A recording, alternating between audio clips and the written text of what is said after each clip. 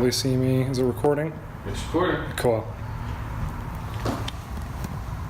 And then Sam's. Sam's on her phone. That's all right. What? No, you're good. Don't worry about I'm reading about if we got. Thank you guys for taking a couple minutes to stay late tonight so you guys can listen to my speech. The one I have for you tonight is a call to action. So our speech is supposed to be something that's written about, that we think that should be changed in the world.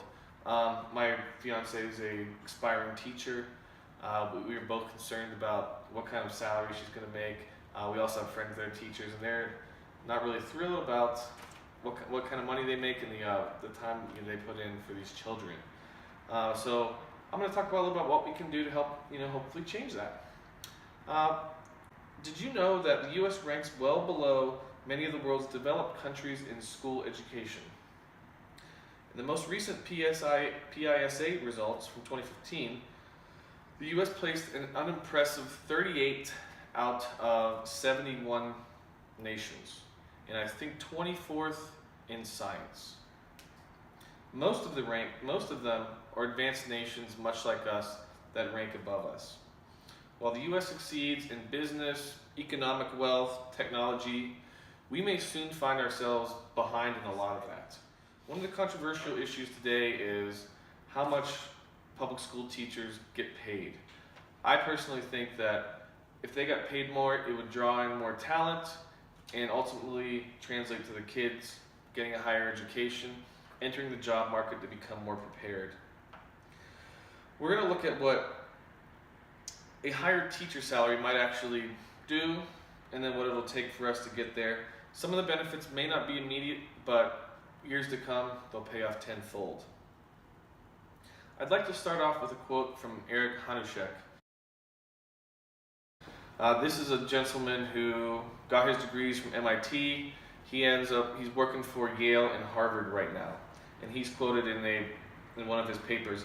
It has widely become accepted that high quality teachers are the most important asset to schools, but the recognition has not led us to any consensus on the appropriate policies that should be followed to ensure that we have a good stock of teachers.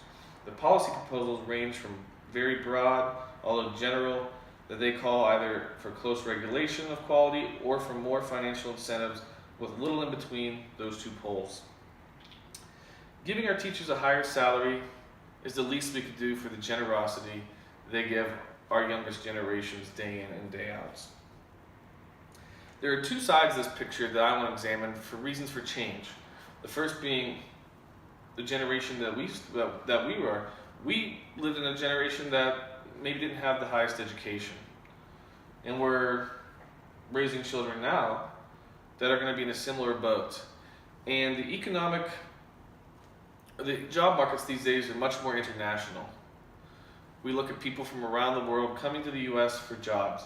These people are coming from advanced nations much like us, and as I previously stated, they're receiving better education, they're having greater scores, and ultimately, they're the ones getting the jobs over our children. The evidence presented in Eric's paper simply suggests that the economic appropriate rewards for the particularly effective teachers in the context of a performance pay plan could be very large. Teachers will be happier, they'll keep money in the country, and in turn that'll increase the quality of our public education. When these students leave school and enter our economy, they're going to be bringing more to the table to elevate our nation as a whole. So what are we going to do to actually make this change? The simplest remedy is to say yes to raising our taxes. I know what you guys are thinking, raising taxes, get more money to the government. No way. Before we react and say no, let's look at maybe what this money would actually do for us. More money would stay within our local communities through teacher spending. Higher quality of education for our children, which translates to a better life later on. And classrooms will be better places because the one person the kids focus on all day is going to be happier overall because of his financial position. And lastly, the greater economic and financial security of our nation and even on local levels. The more money that these teachers spend in local communities will translate to some, spending money and putting it in our pocketbooks as well. These are all things that society wants. Now let's go ahead and do it.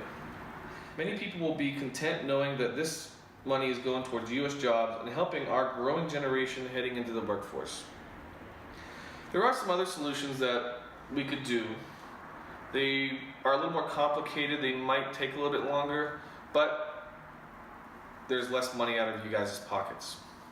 And one of the things I wanted to look at is examining how teachers are getting paid and looking at the total structural level of teacher salaries.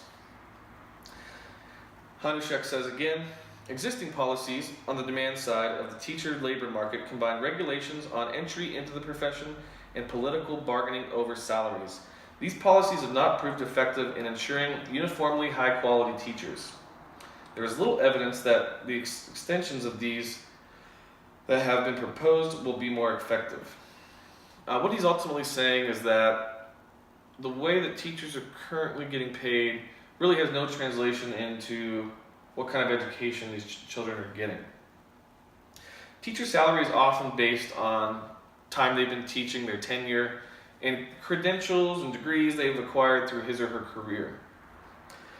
Ultimately, this is supposed to translate to the teacher being better over time, and the more credentials they have, the better teacher they could be. But this isn't always the case. It's been studied that credentials, degrees, experience, and teacher test scores are consistently not correlated with teaching skill. This goes to show that maybe a new structure should be examined that correlates with the students' skills versus teacher pay. This is a system that will award teachers that do well with their children and penalize teachers that do poorly, ultimately creating competition to raise the bar. So what does this kind of look like? Well, as a member of society or even a parent, everyone wants the best lives for their kids or even the next generation. Raising the teacher salary is the first step to make this possible. It would be a crime to send an army of one armed men into a sword fight. This is the same thing that we are doing to our generation that is stepping into the workforce. They will be outnumbered and outarmed in a battle they will not be able to win. Other countries will come in here more qualified and take the jobs right under our noses that our generation is looking for. My latter solution concerning a pay system that is tied to teacher success creates economic competition within industry workers. Competition is often what is necessary to raise the bar in an industry. A simple example would be looking at a farmer's market. I know this might seem kind of odd, but let's go with it. Let's say there was a group of farmers that went to a farmer's market, and you could bring great fruit or you could bring bad fruit. And if your fruit didn't sell, the government would come in and subsidize what you didn't sell. This is kind of what I think that, the way that the teacher pay system currently is.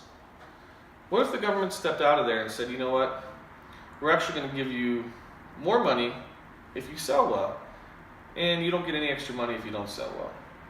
This is going to encourage a better quality produce, and in my teaching metaphor, this is what's actually going to create better teachers and allow them to care more about what's going into their students' educations.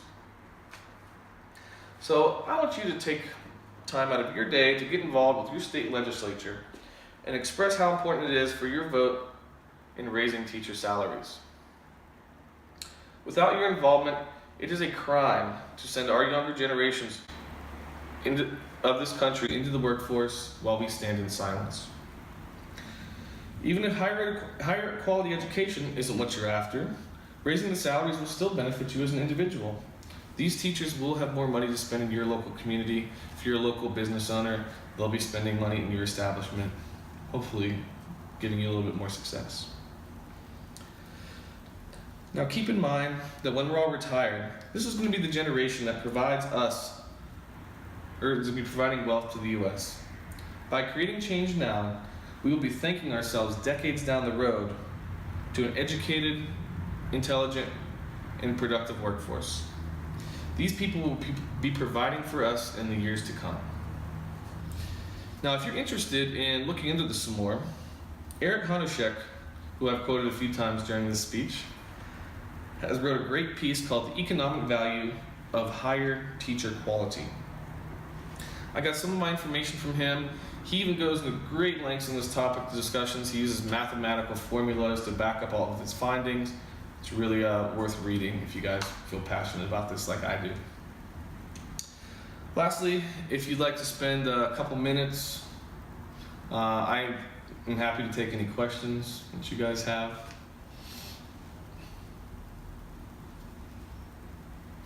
You guys are always ready to go, huh? Well, thank you again for the few minutes after work staying late. I do appreciate it. Thank you.